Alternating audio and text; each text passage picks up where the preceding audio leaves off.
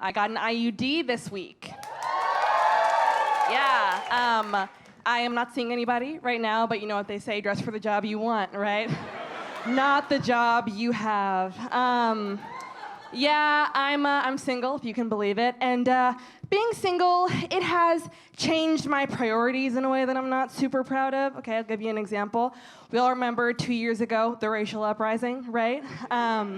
I went to a protest, went to a Black Lives Matter protest, and it was insane out there. Okay, yeah, thank you. God damn.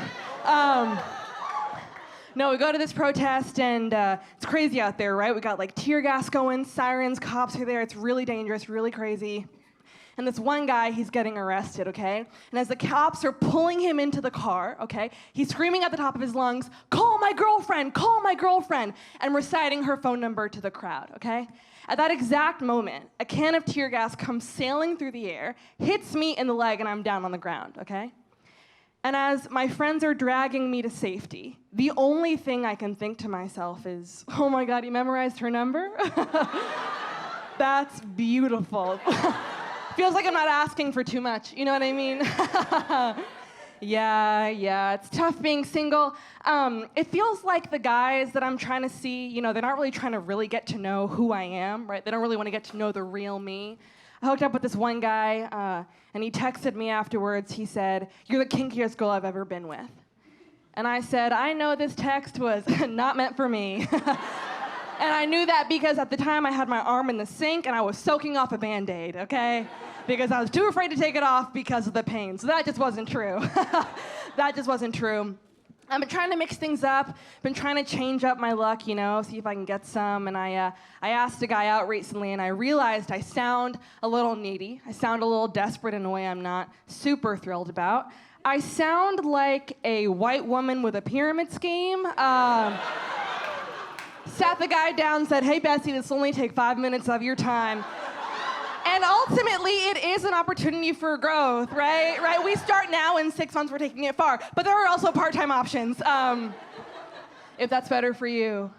The moral of the story is, ladies, you cannot girl boss your way into his heart, okay? It's tough to realize that. It's fucking tough. It was a holiday weekend the other weekend. I didn't go home. I usually don't go home for holidays because I kind of struggle with body image issues.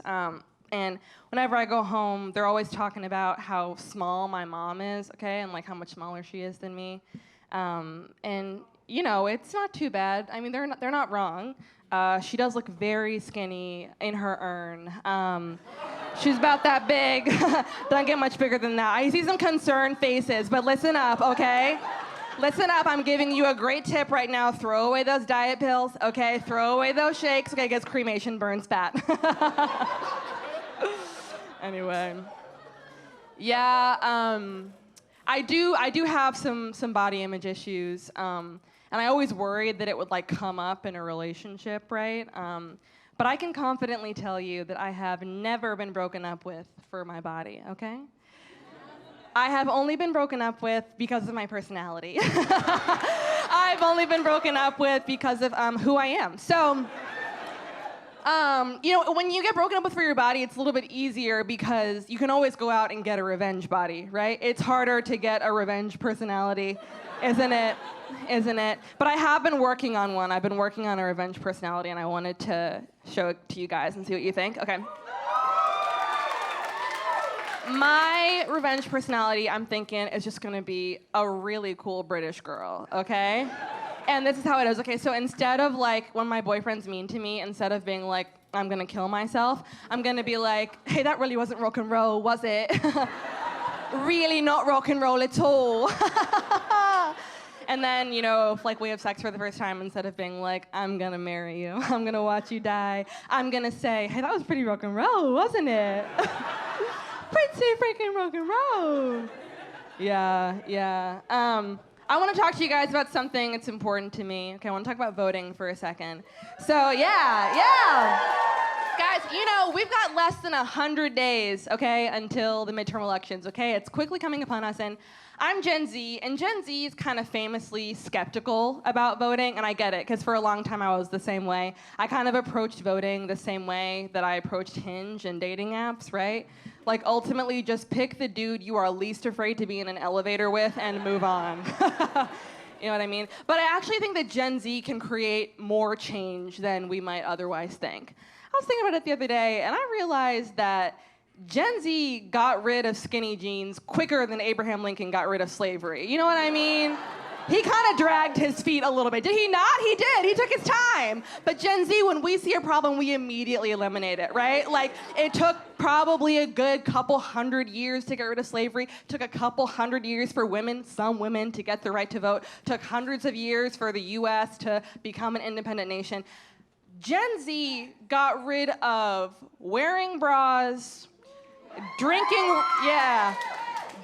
regular milk, and generally liking things between the release of the first Avatar movie and the trailer for the second. That is a very ambitious timeline, right? I can't remember the last time that I used capital letters and punctuation in a text message. Gen Z got rid of that. Because ultimately, at this point, it's like, if you're still wearing bras, you need to grow up, right? And if you're using capital letters and punctuation, you need to calm down.